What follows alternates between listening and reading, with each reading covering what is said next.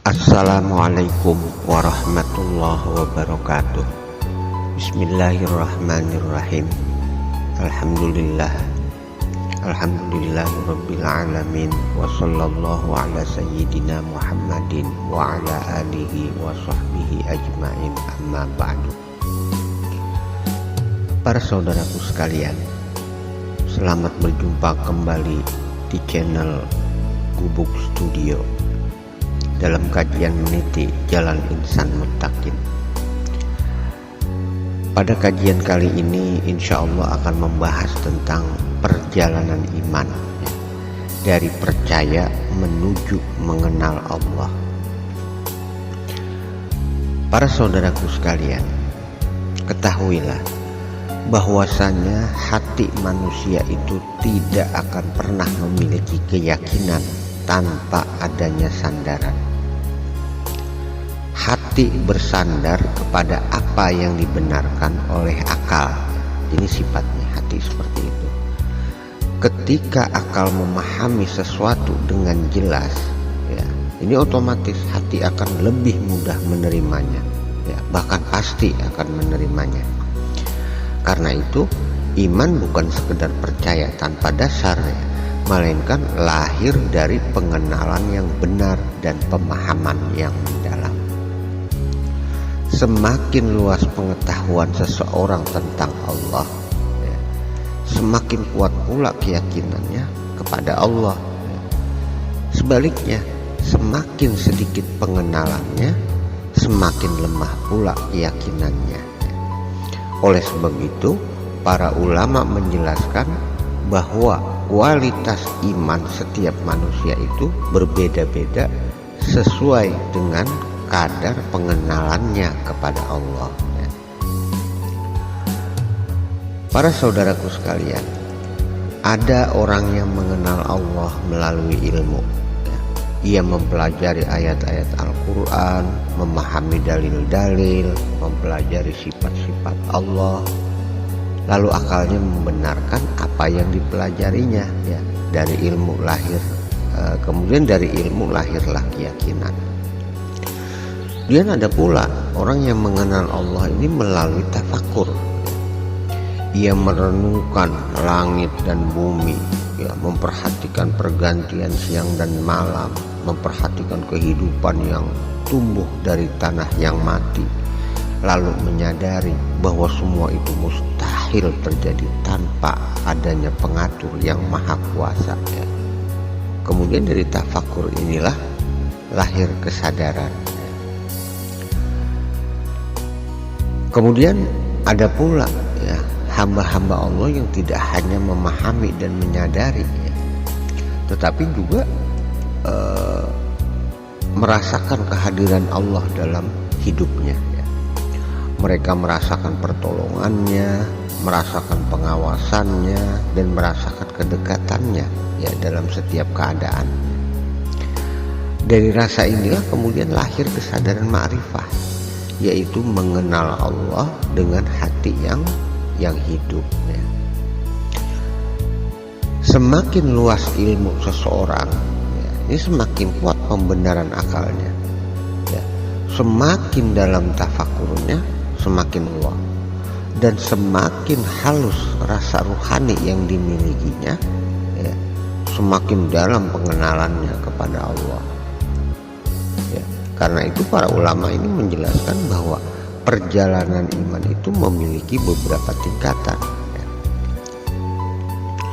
Para saudaraku sekalian, bayangkan ada seseorang yang belum pernah melihat gajah seumur hidupnya. Ia hanya mendengar dari orang yang sangat dipercayainya bahwa gajah adalah hewan yang besar, ya.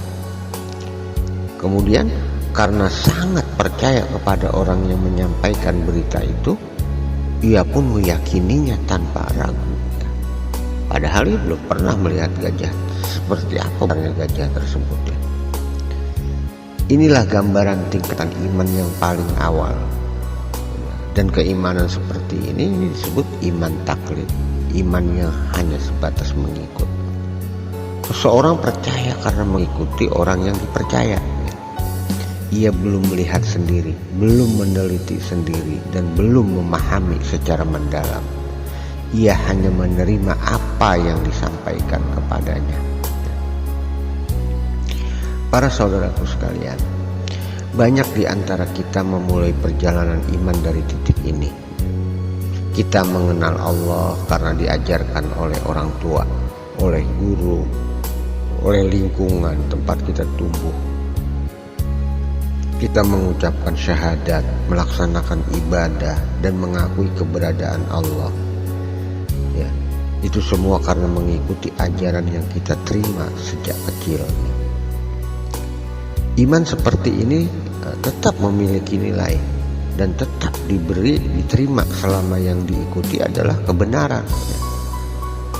Namun iman taklid masih memiliki kelemahan, ya, bahkan yang terlemah sebenarnya. Ketika muncul keraguan di hatinya, ya, ketika datang ujian atau ketika figur yang selama ini dijadikan sandaran, ya, kehilangan wibawanya dan semacamnya, ya, keyakinan yang hanya bertumpu pada orang lain ini dapat terguncang. Ya, karena itulah seorang mukmin tidak boleh berhenti pada iman warisan semata. Ya, ia harus melangkah, harus terus melangkah menuju pengenalan yang lebih dalam. Ya. Para saudaraku sekalian, kemudian setelah iman taklid datanglah tingkatan iman berikutnya. Ya. Seseorang yang belum pernah melihat gajah, ya, menemukan jejak tapak kaki yang besar di tanah, ya. Ia mengetahui bahwa jejak seperti ini mungkin ditinggalkan oleh seekor gajah, ya. Kemudian dari jejak tersebut nih, ia dapat menyimpulkan, ya, akalnya dapat menyimpulkan bahwa seekor gajah pasti pernah melewati tempat itu, ya. Pada tahap ini keyakinan tidak lagi lahir karena ikut-ikutan, tetapi ini lahir dari pengamatan dan penalaran. Nah, inilah yang disebut iman ijmal. Para saudaraku sekalian, pada tingkatan ini seseorang mulai menggunakan akalnya untuk membaca tanda-tanda kebesaran Allah yang tersebar di alam semesta. Ia melihat keteraturan alam, peredaran matahari dan bulan, kehidupan yang begitu sempurna, serta hukum-hukum yang berlaku di alam. Dari semua itu ia sampai pada satu kesimpulan bahwa mustahil jika semua itu ada tanpa adanya pencipta yang maha mencipta, yang maha bijaksana, dan sebagainya. Dan ini sebagaimana jejak kaki menunjukkan adanya gajah, ya. Maka alam semesta tersebut ini menunjukkan kepada adanya Allah yang maha mencipta, ya. Para saudaraku sekalian, pada tahap ini iman menjadi lebih kuat, ya. Ya, kenapa? Karena keimanan seperti ini sudah bertumpu pada dalil dan pemahaman, ya. Namun demikian masih berada pada secara umum, ya. Ia sutanda tetap belum mengenal secara mendalam hakikat yang dituju oleh tanda-tanda tersebut.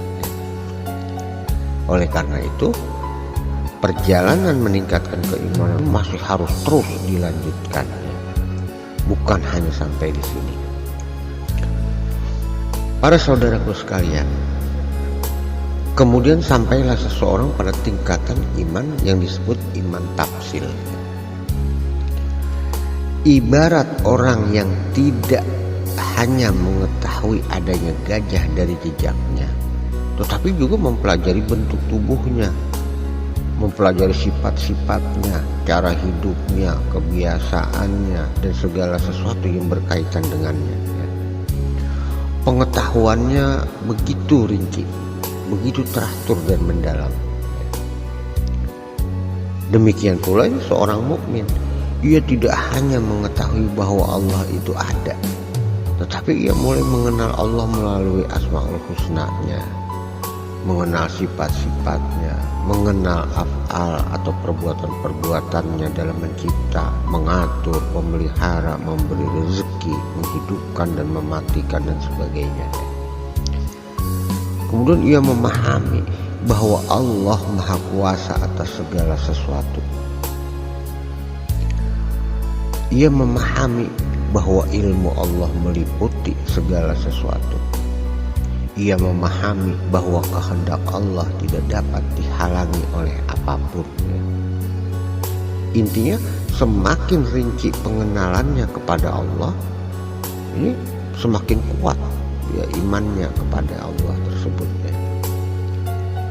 Pada tahap ini, iman tidak lagi sekedar menjadi keyakinan dalam pikiran, tetapi mulai membentuk cara hidup seseorang. Ia menjadi lebih berhati-hati dalam bertindak ya, karena menyadari bahwa Allah Maha melihat. Ia menjadi lebih sabar ya, di dalam menghadapi kenyataan hidup karena mengetahui bahwasanya Allah Maha bijaksana. Ia menjadi lebih bertawakal ya, karena memahami bahwa segala sesuatu berada dalam kekuasaan Allah ya. Namun para ulama mengingatkan bahwa sekalipun iman tafsil merupakan tingkatan yang tinggi, ya, ia masih berada pada wilayah ilmu dan pemahaman. Ya. Nah, jadi masih ada tingkatan yang lebih tinggi lagi, yaitu ketika apa yang diketahui tidak hanya sekedar dipahami, tetapi juga dirasakan oleh hatinya. Inilah yang disebut para ulama sebagai hakul yakin. Ya. Keimanan yang sampai pada rasa inilah ini yang disebut keimanannya para siddiqin, yaitu keimanan orang-orang yang sangat benar keimanannya. Pada tahap ini, keyakinan itu bukan lagi sekedar hasil pembelajaran, tetapi ini menjadi pengalaman ruhani. Ya. Hati benar-benar merasakan kedekatan dengan Allah. Sebagaimana seseorang yang mendengar bahwa madu itu manis, ya. Berbeda dengan orang yang benar-benar mencicipinya. Demikian pula perbedaan antara mengetahui Allah dan merasakan kehadiran Allah. Ya. Ini jauh berbeda. Ya. Orang yang telah sampai pada tingkatan ini ya, tidak hanya berkata bahwa Allah itu ada, ya, tetapi ia hidup. Ya. Allah itu hidup dalam kesadaran bahwa Allah selalu bersamanya. Ya. Di sini ia benar-benar memahami, bahkan merasakan makna kalimat la haula wala quwata illa billah. Tiada daya dan tiada kekuatan kecuali dengan pertolongan Allah. Ketika ia berhasil, ia tidak sombong. Kenapa? Karena ia sadar bahwa keberhasilan adalah karunia Allah. Begitupun ketika ia gagal, ia tidak putus asa. Kenapa? Karena ia yakin bahwa Allah memiliki hikmah di balik setiap peristiwa. Para saudaraku sekalian, dari seluruh pembahasan ini kita dapat memahami bahwa iman itu adalah sebuah perjalanan. Ia tidak berhenti pada percaya. Ia tumbuh menjadi pengenalan, ia berkembang menjadi kesadaran, dan pada akhirnya ia bermuara pada ma'rifah, yaitu mengenal Allah dengan hati yang hidup. Ya, oleh karena itu, janganlah kita merasa cukup hanya karena telah mewarisi keimanan dari orang tua kita. Jangan pula merasa puas karena mampu menyebutkan dalil-dalil dan argumentasi. Teruslah belajar, teruslah bertafakur, teruslah membersihkan hati, dan teruslah mendekat kepada Allah. Sebab tujuan akhir dari perjalanan ini bukan sekedar mengetahui bahwa Allah itu ada, melainkan menghadirkan Allah dalam setiap detik kehidupan kita. Semakin dalam kita mengenal Allah, semakin kecil rasa keakuan dalam diri kita. Semakin luas ilmu kita tentang Allah, semakin besar rasa tunduk kita kepadanya. Dan semakin dekat kita kepada Allah, semakin tenang hati kita menjalani kehidupan. Maka jangan pernah berhenti pada sekedar tahu. Jadikan ilmu sebagai cahaya yang menuntun hati. Jadikan tafakur sebagai jembatan menuju kesadaran. Dan jadikan seluruh perjalanan hidup ini sebagai jalan untuk semakin mengenal Allah Subhanahu wa ta'ala. Demikian para saudaraku, kajian kelima yang dapat saya sampaikan kali ini. Mudah-mudahan ini dapat kita pahami secara sempurna, sehingga dapat kita jadikan sebagai landasan untuk melakukan tafakur, sehingga semakin meningkatkan keimanan dan kemakrifatan kita kepada Allah wa Rasulihi sallallahu alaihi wasallam.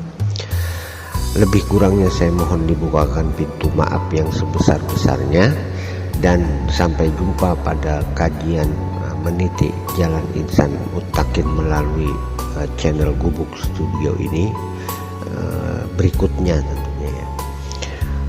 Wassalamualaikum warahmatullahi wabarakatuh.